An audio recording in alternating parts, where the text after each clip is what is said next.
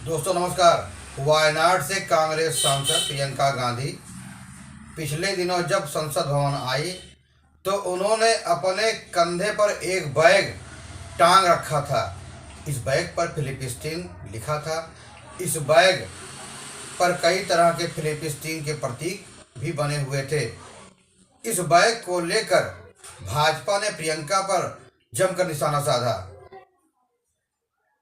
भाजपा का आरोप था कि कांग्रेस मुस्लिम तुष्टीकरण की राजनीति कर रही है, लेकिन प्रियंका गांधी ने 17 दिसंबर को बांग्लादेश में हिंदुओं और ईसाइयों पर हो रहे हमलों के खिलाफ भी आवाज़ उठाई।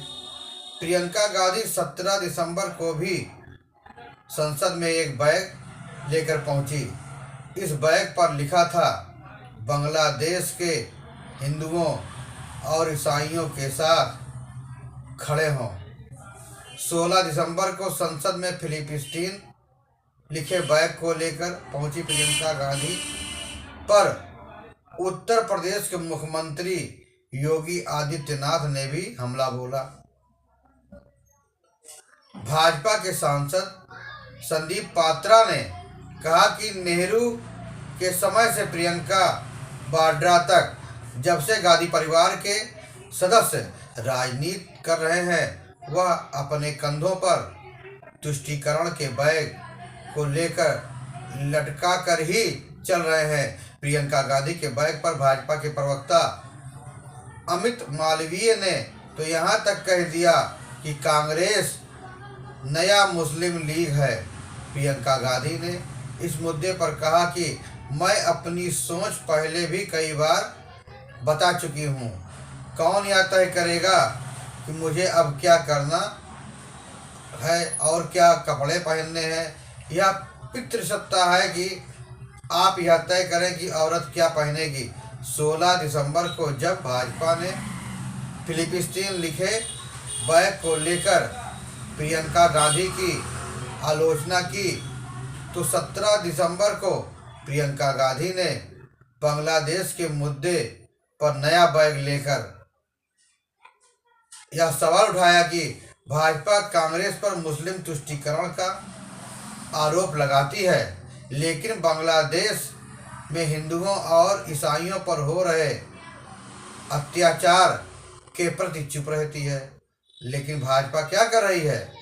दरअसल भाजपा कांग्रेस पर मुस्लिम तुष्टीकरण का आरोप लगाती है। यह आरोप भी भाजपा पर भी लगाया जा सकता है।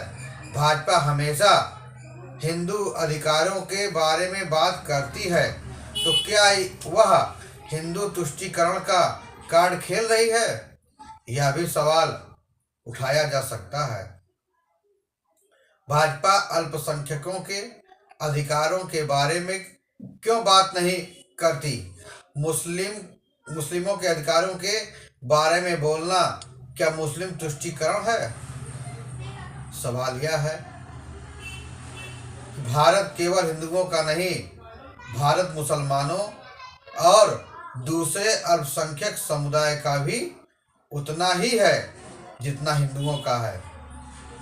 कुछ समय पहले भाजपा ने यह भ्रम फैलाया था कि पूर्व प्रधानमंत्री मनमोहन सिंह ने कहा था कि देश की संपत्ति पर, देश के संसाधन पर पहला अधिकार मुसलमानों का है।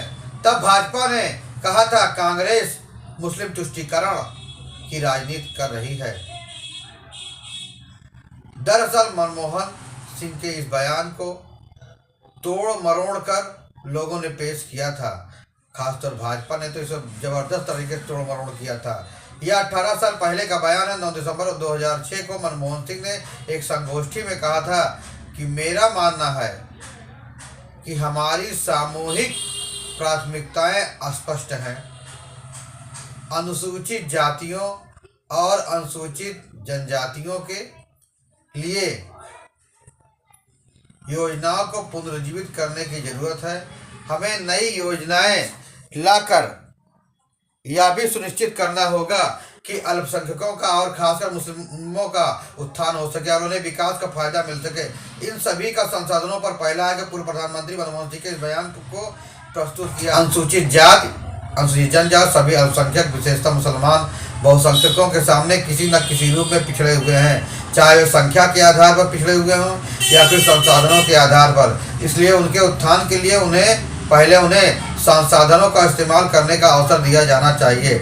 जब भारत आज़ाद हुआ तो जिन मुसलमानों को पाकिस्तान जाना था वे पाकिस्तान चले गए, लेकिन बाकी मुसलमान भारत में ही रह गए। जो मुसलमान भारत में रह गए उन्हें भारत की मिट्टी से प्यार था, उन्होंने भाजपा को अपना देश माना, तभी से भारत में रहे। भारत में हिंदू संख्या में ज़्यादा है, इसलिए हिंदुओं को मुसलमानों का ध्यान रखना चाहिए। शायद कुछ ऐसे ही भाव को लेकर पूर्व प्रधानमंत्री मनमोहन सिंह ने यह कहा था कि अल्पसंख्यकों और विशेषतः मुसलमानों का पहला हक है। यह मुस्लिम तुष्टीकरण कैसे हो गया?